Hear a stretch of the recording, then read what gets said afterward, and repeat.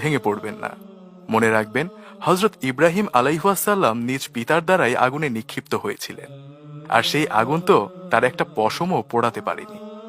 যখন ঘোর বিপদে পতিত হয়ে বের হয়ে আসার আর কোনো উপায়ন্তর খুঁজে না পান, আসার শেষ আলোটুকু দেখতে না পান, ভেঙে পড়বেন না। মনে রাখবেন, হযরত ইউনুস আলাইহিসসালাম মাছের পেটের অন্ধকার প্রকোষ্ঠ থেকেও উদ্ধার হয়েছিলেন। ভুলে যাবেন না, আল্লাহ আছেন।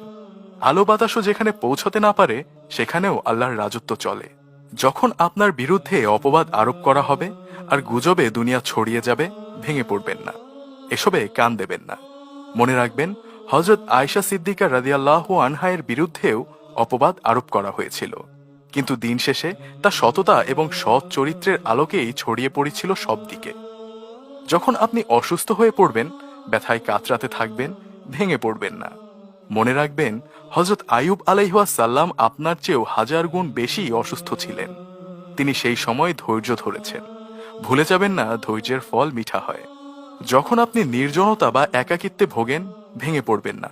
স্মরণ করুন হযরত আদম আলাইহিসসালামকে, যাকে প্রথমে একাকী সঙ্গীবিহীন সৃষ্টি করা হয়েছিল, কিন্তু আল্লাহ কি তাকে বেশি দিন একাকী রেখেছিলেন?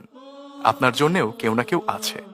যখন কোনো যুক্তি দিয়েই আপনি কোনো একটি অবস্থার পেছনের কারণ খুঁজে পাবেন না, তখন কোনো প্রশ্ন ব্যতীতই স্মরণ করুন হযরত নূহ আলাইহিসসালামের কথা, যিনি অসময়ে নৌকা তৈরি করেছিলেন, কিন্তু এর পরেই তো এক প্রলয়ঙ্কারী বন্যা হলো। সুতরাং কখন কি হয় না হয় তা আপনি না জানলেও আল্লাহ জানেন। যখন আপনি পরিবার, আত্মীয় স্বজন, বন্ধু বান্ধব, সর্বোপরি সারা দুনিয়ার দৃষ্টিতে কৌতুকের পাত্রে পরিণত হবেন, ভেঙে পড়বেন না।